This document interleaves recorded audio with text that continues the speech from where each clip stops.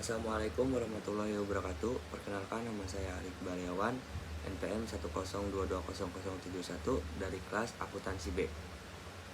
Di sini saya akan menjelaskan tentang kematian. Kematian adalah sesuatu yang tidak dapat dielakkan, karena setiap manusia pasti menghadapi maut. Tentang kesakitan yang dirasakan ketika sedang bertarung dengan maut.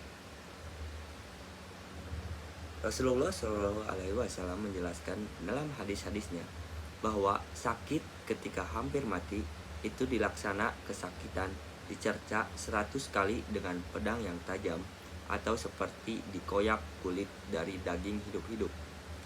Amatlah beruntung seseorang itu sekiranya dia mati dalam keadaan husnul khotimah, dan adalah menyedihkan sekiranya dia mati dalam keadaan su'ul khotimah. Tentang tanda-tanda seseorang itu akan mendapat kebajikan atau tidak terdapat dalam hadis Rasulullah Shallallahu Alaihi Wasallam dari Salman Al-Farisi yang bermaksud, perhatikanlah 3 perkara kepada orang yang sudah hampir mati. Pertama, berkeringat pada pelipis pipinya. Kedua, terlinang air matanya. Dan ketiga, lubang hidungnya kembang kempis. Itu adalah tanda bahwa rahmat Allah sedang turun dan dirasai oleh orang yang hampir mati itu. Sebaliknya, jika ia mengeluh seperti tercekik, raut mukanya nampak gelap dan keruh, serta mulutnya berbuih, ini menandakan azab Allah sedang menimpa dia. Hadis riwayat Abdullah Al-Hakim dan At-Tirmizi. Berdasarkan hadis ini, ada beberapa mukmin yang ketika hampir mati masih terdapat sisa-sisa dosa padanya. Namun, Allah yang maha pemurah lagi maha mengasihi menentukan orang itu mati dalam keadaan husnul khotimah dan mengampuni segala dosa-dosanya itu. Diyakini bahwa kematian berlaku pada jasad manusia secara berangsur dari ujung kaki ke paha. Apabila rahmat diturunkan padanya karena mati dalam husnul khotimah, si mati akan merasa terlalu gembira, dan kegembiraan itu terlihat dengan keluarnya keringat pada pelipisnya.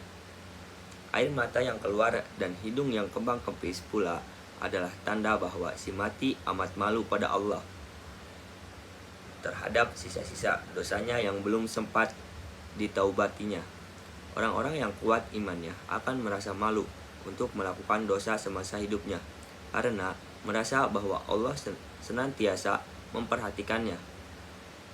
Oleh sebab itu, di saat kematiannya, Allah melimpahkan rahmatnya dengan mengampunkan dosa-dosanya.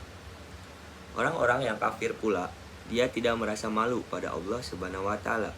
Oleh sebab itu, apabila nyawanya hendak dicabut oleh Israel, wajahnya gelap dan keruh, dan dia mengeluh seperti binatang yang disembelih. Ini juga merupakan penanda bagi azab yang diterimanya disebabkan oleh dosa-dosa dan kekufurannya. Dari Alqamah bin Abdullah, Rasulullah Shallallahu Alaihi Wasallam bersabda, yang artinya bahwa roh orang mukmin akan ditarik oleh Israel dari jasadnya dengan perlahan-lahan dan sopan, sementara roh orang kafir akan ditarik dengan kasar oleh malaikat maut, bagaikan mencabut nyawa seekor himar. Terdapat juga orang mukmin yang berdosa, dan Allah menimpahkan kekasaran dan mata petaka sebelum dia menghembuskan nafas yang terakhir sebagai kafarah atas segala dosanya. Oleh sebab itu, apabila rohnya keluar dari jasad, dosanya ikut terangkat atau terhapus. Kadang-kadang kita melihat seorang mukmin yang mati dalam kepayah dan seorang kafir yang mati dalam ketenangan. Hendaklah kita berbaik sangka dengan orang mukmin tersebut, karena mukmin itu merupakan kafarah terhadap dosanya, dan dia menemui Allah Subhanahu wa Ta'ala dalam ampunan karena sisa-sisa dosanya telah dikafarah. Orang kafir yang mati dalam ketenangan, mungkin semasa hidupnya dia berbuat kebajikan, dan itu adalah balasan terhadapnya karena janji Allah bahwa setiap kebajikan akan dibalas. Tetapi karena dia tidak beriman, kebajikan itu tidak menjadi pahala, dan kekufurannya akan diazab di akhirat kelak.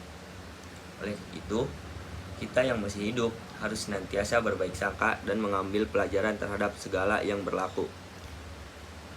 Semoga kita akan menemui Allah dalam keadaan husnul khatimah dan dalam limpahan rahmat dan keampunannya. Amin ya Allah ya Rabbal Alamin. Sekian penjelasan dari saya. Wassalamualaikum warahmatullahi wabarakatuh.